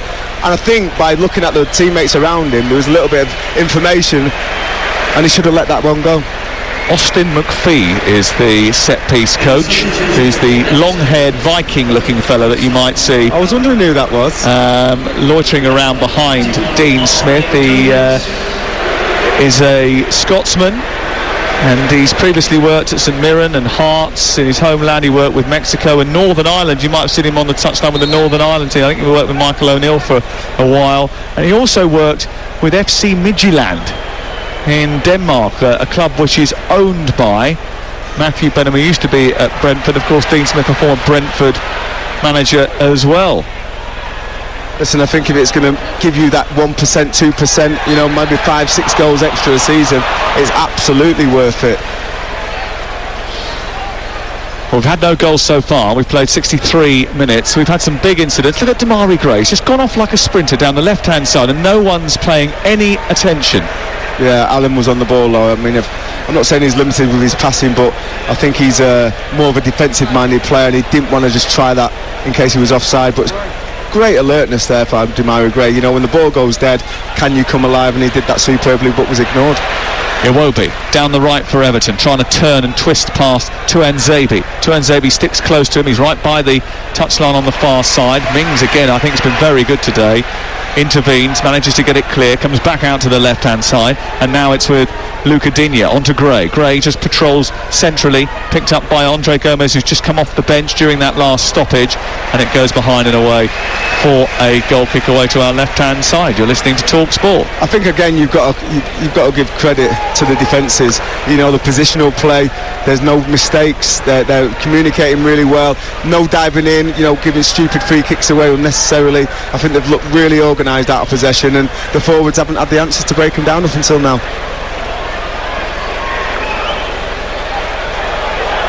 And Solomon Rondon has been replaced by Andre Gomez, who had a real impact off the bench on Monday night.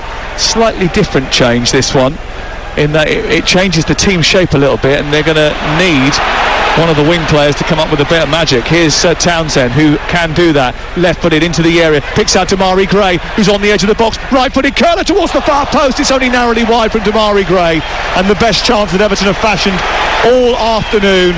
A lovely run from Townsend down the right-hand side. He approached Mings, come in on his right foot, turned, played it with his left, across the edge of the box, into Damari Gray, who tried to curl one in from inside the area, just inside the box, on that Everton left-hand side. But his right-footed curler was narrowly wide. Yeah, I think it's quite appropriate that them two players linked up there, because they've been the biggest threat for Everton Football Club this afternoon. It was a great little, simple little pass by Andres Townsend into Damari Gray. Straight away you could see he's playing with his peripheral vision, his head up, he knows what defenders around him, and he just tries to leave a little curl. Cash in behind Digne, into the area, played in by Douglas Luiz. Matthew Cash scores a fantastic goal in front of me. Holt end, it's an absolute belter. Brilliant running from Matty Cash, cutting inside behind Luca Digne. Lovely ball by Douglas Luiz, and he slides down in front of the supporters and celebrates his first goal of the season in Aston Villa colours. He may well be playing for Poland very, very soon. If they're on the scout, I'm sure they'll be on the lookout for Matty Cash. Dialing that number now, we'll take him, thank you very much. A dynamic run in behind, cutting it on his left foot and banking the Cash with a super goal. Brilliant goal, brilliant goal. Again, can you affect the game? Can you make them runs in behind, off the ball, and stretch and disrupt the organisation from the opposition's defence? He does that. He gets the ball out of his feet, and I said it in the first half, why not just cut inside and have a swing with your left foot? He's done exactly that, and it is emphatic. Straight into the roof of the net. No chance for the goalkeeper, Begovic. 1-0 to Billy. And I think we needed that. You know, the game was just starting to peter out, A goal should change that, and let's enjoy the last 25 minutes of this game. Matty Cash scores his first ever Aston Villa goal in front of the Holt end to put Aston Villa in front at a crucial time in this game. His last goal came for Nottingham Forest.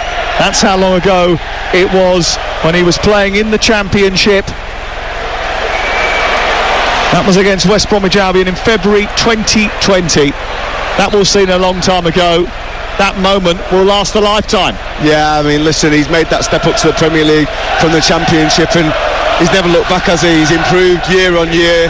You know, I mentioned it before the game started. I've been impressed with him, the way that he conducts himself on the pitch, his confidence, his first touch, and the willingness to run in behind. He's a great athlete, and he got the rewards. And he made that run in behind, received the ball on his right hand side, chopped it inside onto his left foot, and what a sweet strike into the near top corner. And you just wonder whether or not that would have taken the wind out of the sails of Everton. There is a quick free kick which has been taken, and Cash has gone down the right again from Douglas Luiz. His right-footed ball this time is blocked by Dino. It's into the air, it's out for a corner, and Aston Villa, urged on by this raucous crowd at Villa Park, feel as if the momentum is behind Dean Smith's team. All the hands in the Holt end are up and clapping and cheering. It's a sea of bodies trying to suck the ball into the goal. Another set piece about to come in. Impressive scenes. Leon Bailey to take it away to our right hand side. Three players right in the middle of the 6-yard box, one at the back edge of that. It goes in towards the near post, it's flicked on and in! Leon Bailey claims the assist. I think there was an Everton body that got a final touch, but it's Leon Bailey making an immediate impact after coming off the bench here at Villa Park. And Luca Dean has scored an own goal. Aston Villa 2, Everton 0, and Aston Villa have come to life. What a goal and what a time, right in front of the Holt end. You talk about balls into the box, it's an absolutely superb ball into the box, very similar to the one that we've seen Begovic make the save from Mings. He gets nowhere near it this time. Oh, it's so unfortunate. Luca Dina just tried to get something on the ball. He wrong foots his own goalkeeper into the far corner. 2-0 to Villa, and you can't really see a way back in for Everton. Well, Everton, who came back from a deficit on Monday night, will know that Villa dropped 19 points from winning positions last season, but this is some margin to make up with 20 minutes to go. 2 goals in 3 minutes, the first from Cash, the second from Digne, and now Ramsey has robbed Alan, and he's moving towards the edge of the box, right-footed, and something narrowly wide of the foot of the upright. An effort from the edge of the box which really should have made it 3-0. I love the fact that, you know what, he didn't look to pass that. He's 22 yards out. Do not pass that. You've got a clear shot at target. Take the shot, take responsibility, and that's exactly what he did. And what is he? 1.5 yards, 2 yards away. Great effort. If he hits that inside the top, in the bottom corner, does the goalkeeper get there? I'm not so sure. And Matty Cash and Leon Bailey with real distinct interventions in this game, and Jacob Ramsey threatening to add a third, and all of a sudden Everton might be on the end of a wrong result for the first time under Rafa Benitez. They've had their problems. Yeah, of course they have. This is where you need leadership. You know, you need Alan, Decore in the middle of the park there, Michael Keane, Jerry Mina at the back. Settle it down. Let's just sit back a minute. Let's soak it up, settle the game down, and then can we work our way back into the game? Remember, Richarlison injured before the game. Dominic Calvert-Lewin with a toe problem was already out. Solomon Rondon only lasted just over an hour. Hasn't played too much football. And now Rafa Benitez has got to find a way back into this game without a striker on the pitch. Yeah, it's a difficult ask, and you're looking at, you know, Gomez, who's just come on. He's playing in a 10 role. Iwobi looks like he's playing more than 9 role. And when you look at what the 2 wingers have brought to this game, in Damari Gray and Andros Townsend, they don't really deserve to be on the losing side, but that looks exactly what it looks like it's going to be. Yeah. Aston Villa lead by 2 goals to 0. And Yerry Mina just receives a back pass from Keane. It's put him in trouble, and Watkins is trying to pressurise him and harass him inside the box whilst making sure he doesn't give away a foul.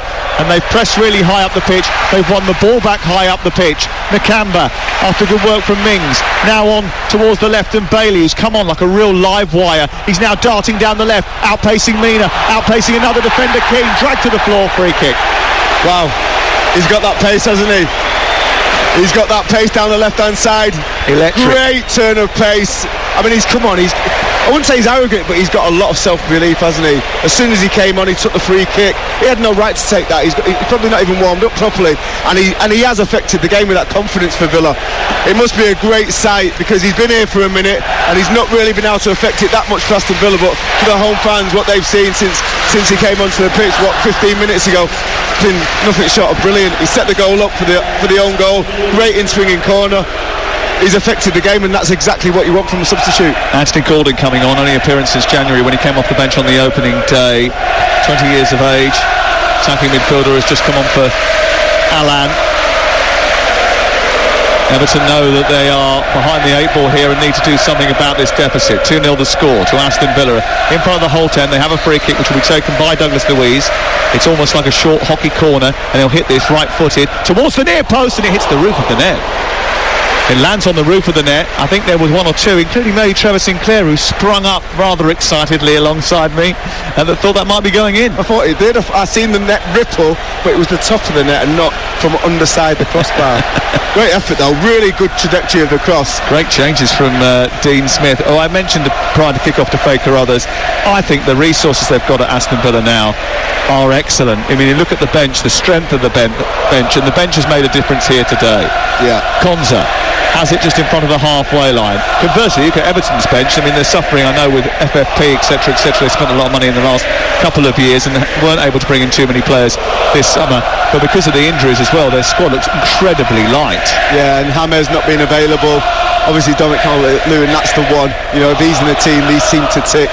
He's not available, and Richarlison's done a good job while he's been away, but again, then you're bringing in other players to fill Richarlison's place, and it's just been a little bit, the quality has not been as good of the players that they've brought in, and you're seeing it now, you know, the final 15-20 minutes, the business end of the game, where they're not able to affect the game like they were. You know, it was quite equal for the first 60 minutes, and all of a sudden Villa have got that quality off the bench. Leon Bailey, see you later. But you've got to give credit to Dean Smith, because he made a change which was to take off a left full-back, change to a back four, put Mings out there and bring on Leon Bailey. I would have done that earlier though, because I did say that Target was having a difficult time. He wasn't affecting the ball going Bailey forward. has been played through by Ings. He's darting down the left-hand side. He's nodded the ball into the penalty area. A left-footed drive. Hello! Smash! Grab! Wallop!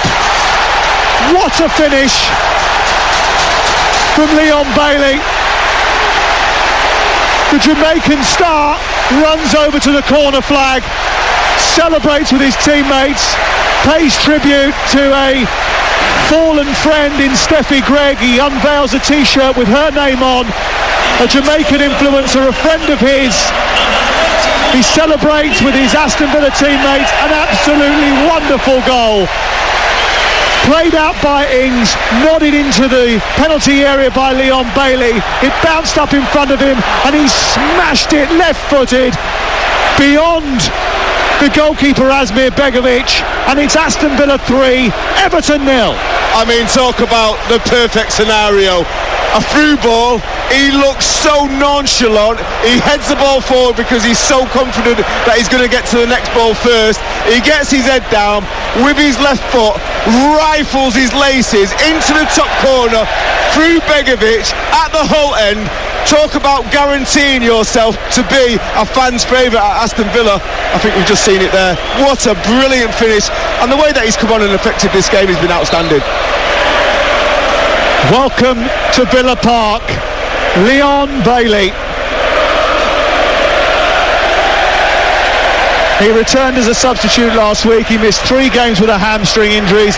That hamstring seems to be fine now, by the way. His first appearance for Villa was on the opening day of the season, but this is his first appearance in front of this crowd. I think he's made some new friends.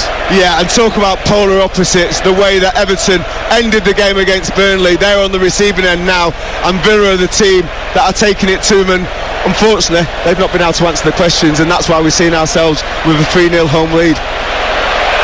Leon Bailey's strike makes it 3-0 to Aston Villa, and the aggressive substitution from the manager has certainly paid off.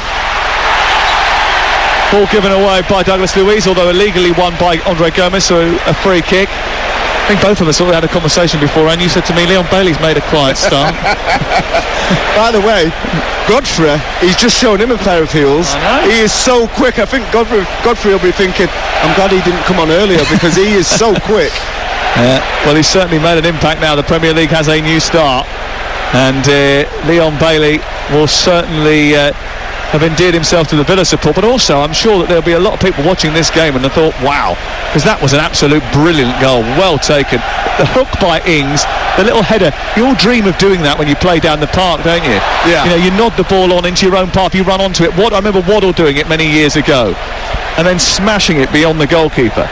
Oh, it's a textbook goal. Absolutely superb technically. And actually, we've just seen a little bit of his technique there, where he's shown Godfrey a pair of clear heels, and then he played a ball, looked like it was going down the line, and put a disguise on it and played the ball inside to his teammates. So he has got that ability. He's got pace, but also he can pick a pass out as well. Digne down the left-hand side, trying to get into the area, slides it back towards Andre Gomez, who hits it, takes a couple of deflections away by Nakamba. Back out to Townsend, who lifts it into the box. Header away, only as far as Gordon, who's inside the box. Across comes Matty Cash, holds him off, takes it wide out towards this near side, and manages to clear brilliantly. Up to Ollie Watkins, who holds the ball up well, feeds it in towards Douglas Luiz. They're on the counter-attack here, and Ramsey is speeding forward now, playing it out to the left, and Bailey, well, he's fast, but he might not be that fast. Oh, he is that fast. He's got hold of the ball by the touchline, comes back infield, needs a bit of support now, and then he just kicks it out because Jacob Ramsey had a bit of a problem, and everyone's taking a little bit of a breather. And I think maybe Dean Smith is going to have to make a change over on that far side. I do hope it's not Leon Bailey that's got the problem. I think Jacob Ramsey's been superb. You know, we spoke about his energy up and down the field, but also getting on them passing lanes so he can receive the ball. He always finds an area, a little pocket of space or a passing lane where he can receive the ball to feet, and then when he opens his legs up, he's not got the... It is Leon Bailey who's got the problem. Wow. Over on the far side, he's just dropped to his knees, and that cameo may well have just come to an end. Is that his hamstring? You would imagine, wouldn't you? Because he's opened his legs up on 2 or 3 occasions. Wow. I actually thought it was Jacob Ramsey that had the problem, because when he played the ball out wide towards Leon Bailey, he went down as well and looked like he was in a bit of distress. They've called the physio on. There's a real problem, and just the way that he turned on the ball and like he almost kind of stopped and just booted it out. He's holding his front of his left thigh, so maybe this is a different injury. 18 minutes he's been on the pitch for Leon Bailey. I mean, he's had some impact in that 18 minutes, but I don't think that's what I don't think the Aston Villa fans would be too happy about it. I just seen it earlier. I mean, it was about 5 minutes ago. He had the ball, and he was quite relaxed on the ball, because he's got that demeanour about him when he gets the ball. He doesn't look like he's ever going to be flustered or rushed into rushing his situation when he's got the ball at his feet. And it looked like he was playing it back, and I think the defender just left a little bit on him, and I feel he's got a bit of a dead leg from that. And I think, obviously it looks like it's not his hamstring, but I think he got a little bit of a dead leg, and that's what you do as a defender. You try and get a little bit on the ball, but also a little bit of something that's going to slow the winger down when he's got that extreme pace. And I think it was probably Godfrey who did that. He's left a little bit on and got a little dead leg out of it, and then as he's opened his legs up for that pass by Jacob Ramsey, he's just felt it and he's thought, yeah, I can't carry on. John Joe Kenny has come on for Godfrey. Tom Davis is on for Iwobi. Bailey, I think, is going to come off the field of play for Ashley Young in the not too distant future. Can sometimes, if you've had a hamstring injury, can you sometimes have a problem with your quad straight afterwards because it's overcompensating slightly? Is that possible? Yeah, that's possible, but listen, the medical team that he's got around him, when you go down with a hamstring injury, first you have to heal it, stop the bleeding, because basically that's the muscle bleeding. You stop the bleeding, then you massage it to get rid of any scar tissue. Once you've got rid of the scar tissue, you can't just start running again. Then you've got to do the strength and conditioning to build that muscle back up. But whilst you're doing that, you can't just go in and do that. You work on everything else. So I'd like to think that he's worked on his quad muscles, he's worked on his calves, worked on his hamstrings, both sides, and then you start your running regime, and then as you get fitter, then you start the sharper, more explosive stuff. So he would have been properly fit. I'd be pretty sure that it's definitely from an impact, and it was when he had the ball on the left-hand wing, and it looked like he was going to pass it back, and he's just took a knock in his quad, and as he's opened his legs up there, he's felt it. Young is on for Leon Bailey, the Jamaican international, and we've got just over 10 minutes to play with injury time. We're in the 82nd minute now, but we'll have a bit of a stoppage, I think, because of the pauses in play that we've had during the latter few stages of this game. The sky now clearing above our heads, and certainly sky's looking brighter for Aston Villa, who had only won one game up until this point, but certainly have played with a degree of I thought, fluidity and creativity away at Chelsea last week, and now they've got a result which I think they deserve here, especially with a fantastic, devastating second half display in which they have scored 3 rather impressive goals. Yeah, they've been able to affect that final third. You know, we said about it at half-time, we said about it at the beginning of the second half. It looked like defences were on top, and then all of a sudden you introduce someone a little bit different, you change it up, and you said at the time, Dean Smith, this is a brave substitution. He was taking off the left back or the left wing back in Matty Target, and he was bringing on Leon Bailey, who's a winger, and putting him in that same position and changing the shape, and, you know, him who dares wins, and that's exactly what Dean Smith has got out of this game. Yep. Everton going to miss the chance to go joint top with Liverpool at the top of the table, but it's a vital win for Aston Villa, who've got some big fixtures coming up. They got Chelsea in the League Cup live on TalkSport 2 on Wednesday night. Manchester United after that away from home. Tottenham after that away from home. Wolves here, and then Arsenal away. Then West Ham at home. I mean, it's a real tough run of fixtures for Aston Villa. That's the Premier League. That's the Premier League, yeah. Everton go to QPR in the Cup this week. They then welcome Norwich to Goodison Park next week. That is also the Premier League. Here is Ings bringing the ball down, trying to turn it back in towards a dangerous area. Mings blocks it. They then go to Old Trafford on October the 2nd, which is live and exclusive on TalkSport. Everton. So they've got a tough couple of weeks as well. Norwich will be smarting from yet another defeat today. Bertrand Traoré about to come on, another bold change. Everton usually very good away. They've only lost 2 of the last 17 Premier League away matches going back to November 2020, and those defeats were to Chelsea and to Manchester City. But they haven't lost very many at all recently, but I think this is a second successive defeat from Aston Villa. Here is Gomez trying to get over the halfway line for Everton, who need a dramatic turn of events to get anything from this game. Gordon, who's come on as a substitute, knocked to the floor by Matty Cash, who's been impressive, and it's a free kick to the Toffees. Yeah, he dealt with that well, Gordon. You know, got himself in between Matty Cash and the ball, and Matty Cash almost just run all over him. It was an easy one for the referee, and he might feel that tomorrow, but well done, Gordon, retaining possession and winning the foul for his team. Digne to take the free kick midway inside the Aston Villa half of the pitch on the left-hand side as they look at it. And Mina is up from the back. It's aimed in towards Michael Keane, whose header is over the top of the crossbar. And he looked and glanced to see whether or not he was going to be offside. He wasn't. And it's away to our left and out for a goal kick. And that was a massive opportunity for Michael Keane. Massive chance. 12 yards out, centre of goal. Perfect cross, loads of pace on the cross. All you got to do is let it hit your head and get the angle right and hit the target, and you've got a great chance of get that finishing in the back of the net. He just gets too much contact on the ball and misses at the near post. Well, this is the benefit of being able to have a concussion substitute, because this is the 4th change that Aston Villa are going to make, and Matt Cash is coming off after scoring his first ever Aston Villa goal. He ran the length of the pitch to celebrate, and Bertrand Traoré is on. It's currently Aston Villa 3, Everton 0. Here are the latest odds from Betfair, the official betting partner of TalkSport's Premier League coverage, where right now you can get both teams to score 5-1 yes, 8-1 on no. That's all thanks to Betfair, where you can get no cash-out suspensions on match odds on football. Full terms are at betfair.com. 18 plus, please be gambleaware.org.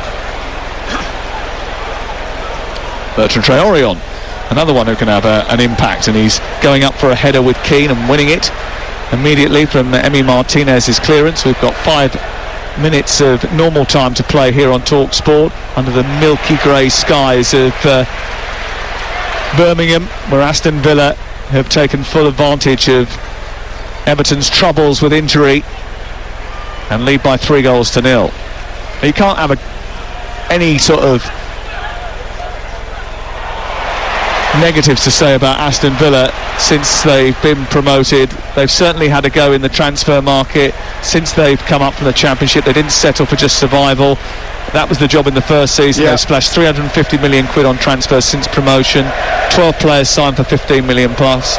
93 million this summer alone. I mean, obviously the sale of Jack Grealish offsets some of that, but ultimately this is a club that have ambition, and they've shown that.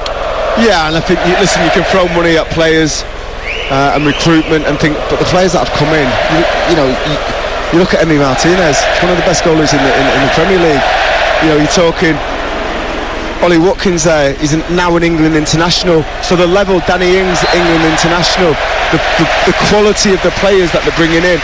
And it's not only internationals, look at, they're bringing in Ashley Young, he's got a connection. He's got a history with this football club. He's won things all over the place. And he's bringing him back here to make sure the standards are lifted, because he knows how it's done. He knows how to get over the line and win things.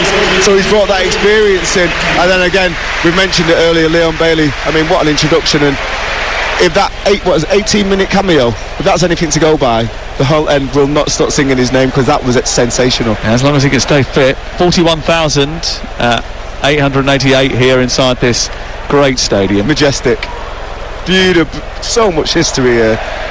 As a opposing team, used to love coming here. Always a top atmosphere, and usually a team that tries to play the right way. They've got a DNA about this place, and fantastically run football club in the modern era as well.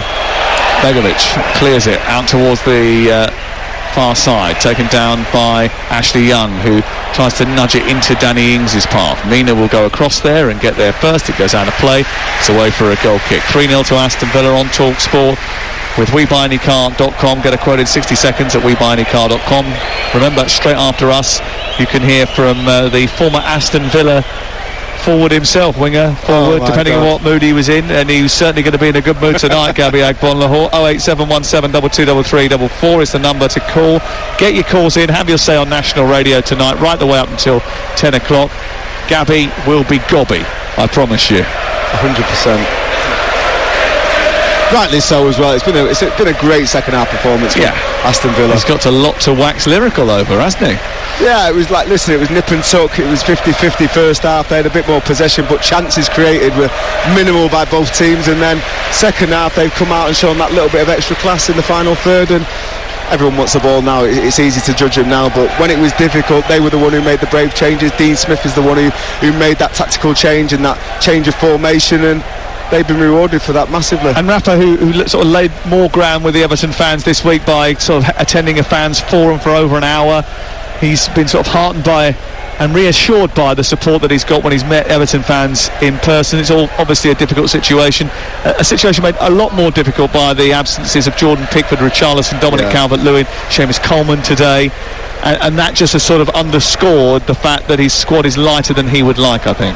Yeah, and you look at the difference between Aston Villa and the players that they've been able to bring off the bench. Traore, Liam Bailey, when he is still not on the pitch, the quality and the strength. And bearing in mind what Everton have spent over the last few years, and I'm not blaming Rafa, but that's here, what I'm talking to you about. Well, what's the scouting department doing? But that's what I'm saying about it's all right buying players and getting into that recruitment and spending money, but are you going to bring players in that are going to affect it? And two of the best players that they've had today, arguably, Damari Gray, who cost next to nothing, and Andros Townsend. Absolutely. So it just shows that the money over a course of the last few years, over the last few years, Everton fans will be right to ask questions, I think, because ultimately they're in a situation this year where they couldn't spend so much money because of what they spent in the past. And Correct. Rafa, unfortunately, was the victim of that.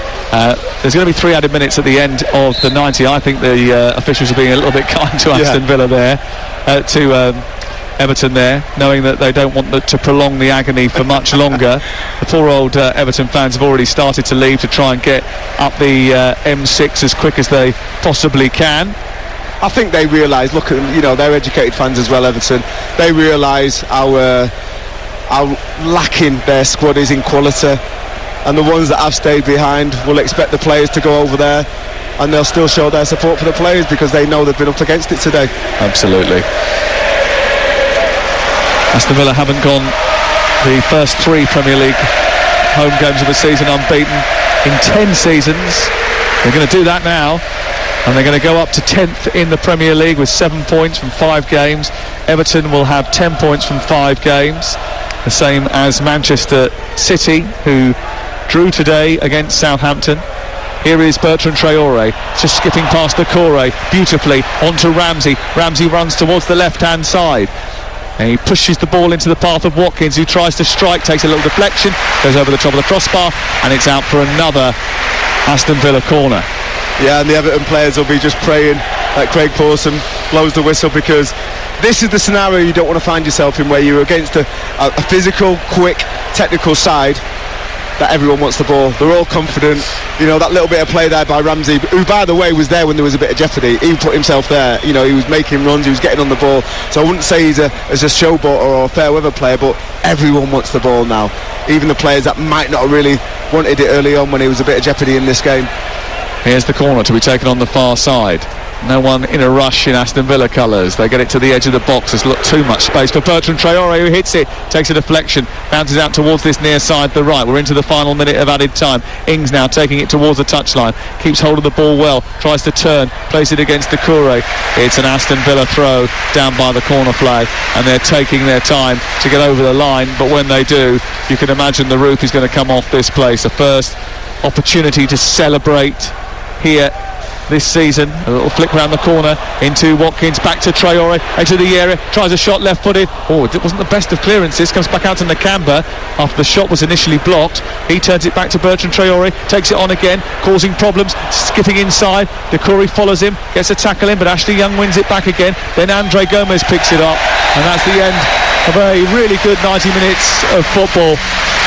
Aston Villa take full advantage of Everton's injury woes to record a vital 3 points ahead of a run of tricky fixtures to propel themselves up the Premier League and into the top half of the table. Everton missed the chance to go joint top and lose for only the 4th time in the last 15 games in the Premier League, but 2 of those now have come against Aston Villa. Leon Bailey's cameo from the bench only lasted 18 minutes, but it was a dynamic, wonderful intervention into a game that needed a goal, and he certainly not only scored one, made one, but had a huge impact on all 3 points staying at Villa Park. It has finished here, Aston Villa 3, Everton 0.